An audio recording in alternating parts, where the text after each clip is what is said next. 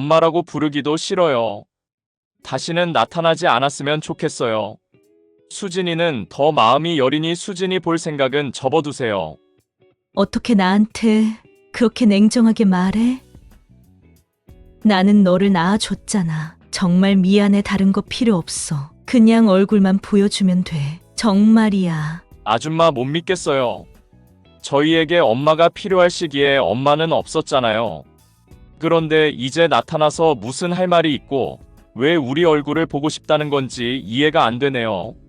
제 인생이 이렇게 후회로 가득할 거라고는 정말 꿈에도 생각을 못했습니다. 저는 나이 많은 할머니예요. 말이 할머니지 손주들 얼굴을 직접 본 적이 없답니다. 저는 20대에 남편과 만나 2년간 연애하고 결혼했어요. 피아노과를 졸업하고 결혼했는데 지역 유지이신 시부모님이 피아노 학원을 떡하니 차려주셨죠. 초등학교 앞에 개원을 했는데 입소문이 나 참 잘 됐어요. 그 당시 주변에 피아노 학원이 하나 있었는데 저처럼 피아노 전공을 한 것은 아니었어요. 저는 작은 개인 사업을 하는 아버지 밑에서 자랐는데요. 정신 차리고 보니 동네에서 가장 큰 집에서 살고 있었어요. 그 당시 피아노가 있는 집도 아주 드문 시기였죠.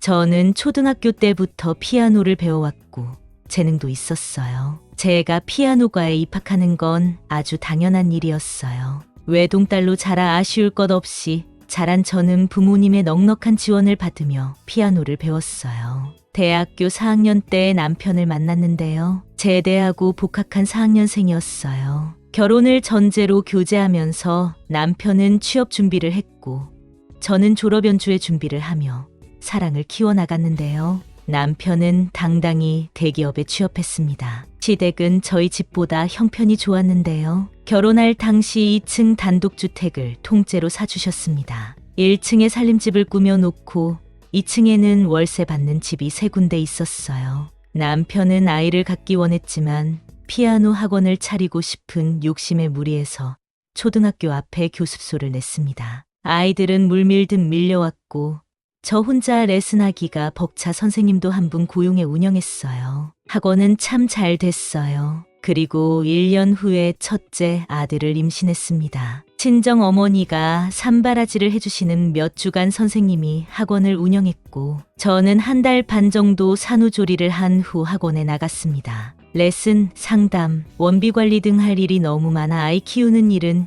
친정 어머니께 부탁드릴 수밖에 없었어요. 그리고 2년 뒤 딸을 낳게 되었어요. 학부모 소개로 만난 한 파출부가 매일 집에 와서 살림을 해줬고 친정 어머니는 아이들을 키워주셨죠. 그 당시 저희 학원은 동네에서 참 유명했어요. 같이 일하는 선생님은 실력도 좋은데다가 아이들을 사랑으로 지도해 주셨어요. 솔직히 제 자랑이지만 제 간판과 실력, 상담 스킬 때문에 아이들이 몰려든 것이었거든요. 저는 그 당시 남편보다 돈을 더 많이 벌었어요. 남편은 소위 셔터맨이었어요. 퇴근하고 제 학원으로 와 원비 결산, 청소 등을 해주고 집에 같이 갔습니다. 어느덧 우리 아이들이 10대가 되자 알아서 할 수 있는 게 많아졌어요. 숙제도 알아서 했고 배가 고프면 외할머니께 전화해서 밥을 먹으러 가기도 했고요. 살다 보니 이런 날도 오는구나 하며 마음을 놓던 순간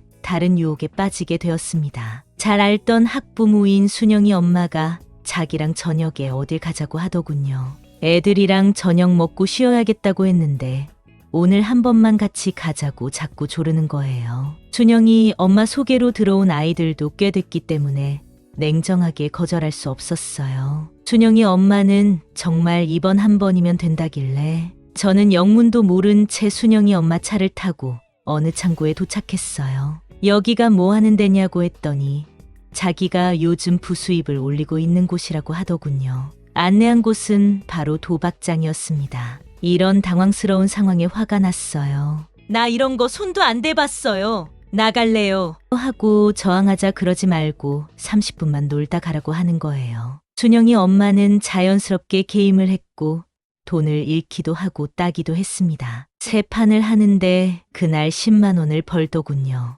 원장님, 돈 빌려줄게 해봐요. 하는데 저도 모르게 그 판에 빨려 들어가기 시작했습니다. 그날 무려 20만 원을 벌었어요. 그 후로 순영이 엄마와 학원 마친 후 불법 도박장에 나가게 되었습니다. 하지만 결과는 처참했죠.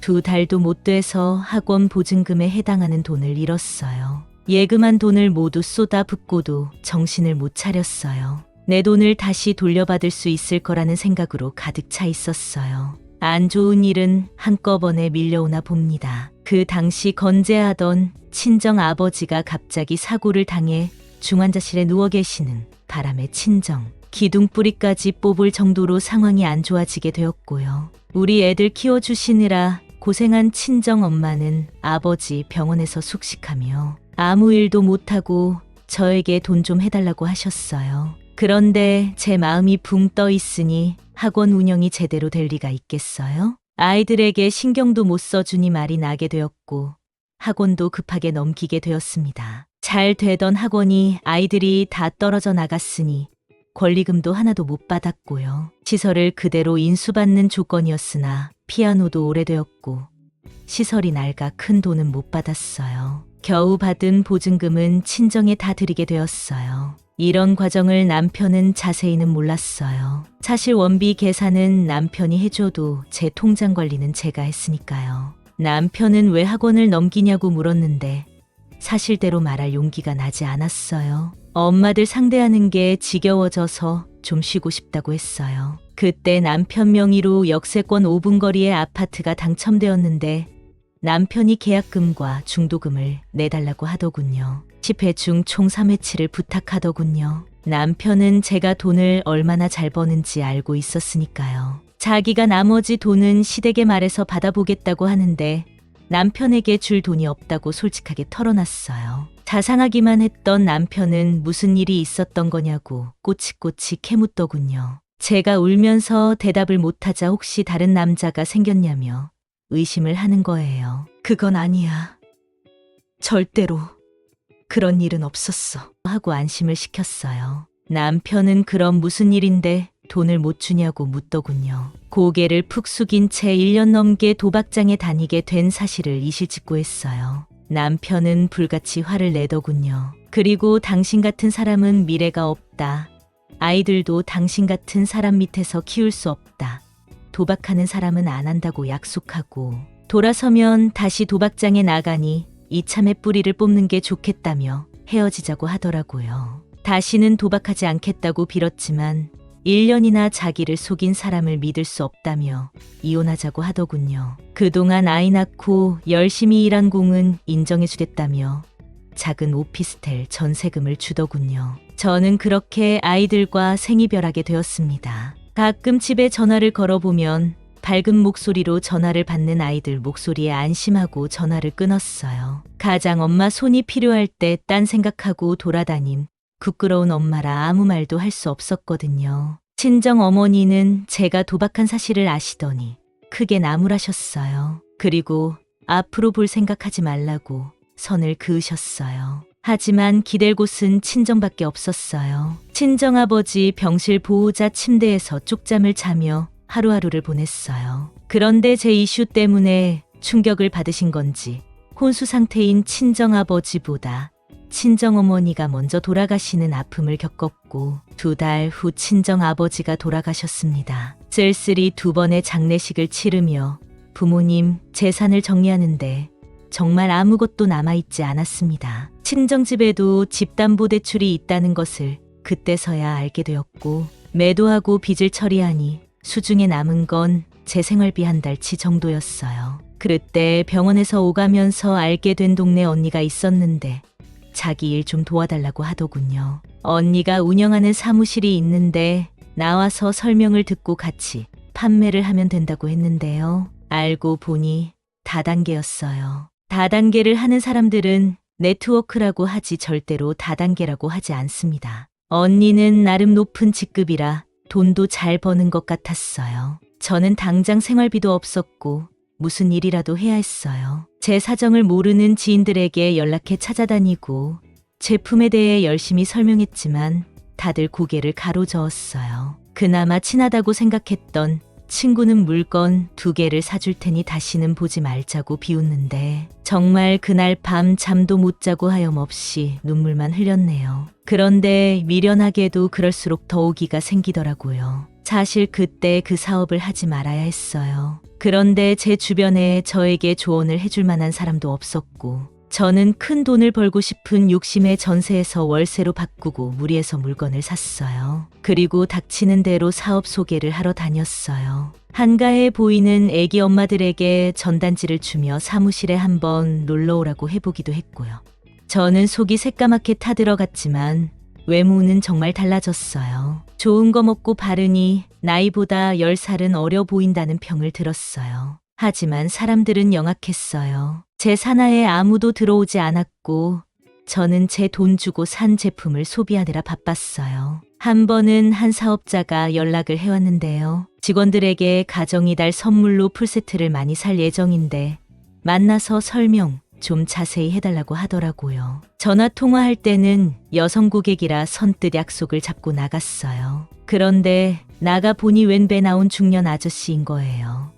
당황스러웠지만 식사를 사드리고 커피숍에서 상담해 드린다고 했더니 조용한 곳에서 설명 듣고 싶다는 거예요. 저는 그때 정말 기겁하고 도망쳤습니다. 사업을 안 하면 안 했지. 그런 사람과 시간을 보내고 이용당하고 싶지 않았거든요. 그게 마지막 자존심이었어요. 그리고 같이 사업하는 언니에게 연락을 했습니다. 언니는 제 마음을 알아줄 줄 알았는데요. 그렇지 않았어요. 세상이 그렇게 호락호락한 줄 알았냐며. 이혼녀가 우아하게 사업하려면 전 남편 찾아가서 싹싹 빌라는 모진 소리를 들었어요. 돈 벌고 싶으면 알아서 처신하고 모른 채 하면 되는 거 아니냐는데 정말 오기가 났어요. 그런데 어떻게 하나요? 그 언니는 저를 산하에 가입시키고 수당을 엄청 받은 걸로 알거든요. 저는 물건을 싸게 넘기고 근처 공장에서 일했어요. 제 상황이 이러니 마음 편히 피아노 레슨도 못하겠어서 생각 없이 단순하게 일하고 싶었어요. 그런데 공장에서도 말이 너무 많더군요. 상대방을 깎아내리지 못해 안달난 사람들이 수두룩했어요. 신입길을 꺾어놔야 한다는 말을 대놓고 하는데 단순하게 자기 일만 잘하면 된다고 생각한 공장도 못 다니겠더라고요. 그렇게 저는 여러 군데에서 쓴맛을 봤습니다. 그리고 지금은 분식집에서 김밥 많은 일을 하고 있어요. 벌써 이혼한 지 25년이 넘었네요. 제 형편은 크게 나아지지 않았어요. 그나마 임대주택에 당첨되어 20평짜리 아파트에서 혼자 살고 있어요. 임대주택도 월세라는 걸 내야 합니다. 그리고 계속 오르고 있어요. 그곳에서 살려면 돈도 많이 벌면 안 되고요. 어느덧 저는 60대 중반이 되었어요. 이제는 피아노 악보를 봐도 손이 굳어서 못 칩니다. 참 씁쓸하네요. 며칠 전 은행일 보러 창구에 갔다가 아들을 보게 되었어요. 아들은 은행원이 되어 있었고 차장이더라고요. 어릴 때 얼굴 그대로였어요. 저는 손짓을 하며 잠깐 나오라고 했죠. 아들도 저를 알아보더니 잠시 복도에서 이야기를 나눴어요. 어떻게 사는지 물어봤더니 엄마 나가고 나서 연락 기다렸어요. 그런데 나가자마자 전화번호 바꾸고 집에 전화도 안 했죠. 내 생일, 수진이 생일에도 아무 연락도 없었고요.